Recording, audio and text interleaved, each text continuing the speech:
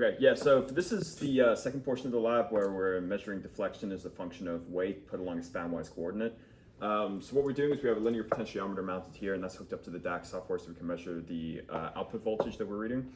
So what we're going to do is we have our linear potentiometer put at 4 different places along the leading and trailing edge of the wing at 20, 40, 62, or sorry, 10, 20, 40, and 62 centimeters.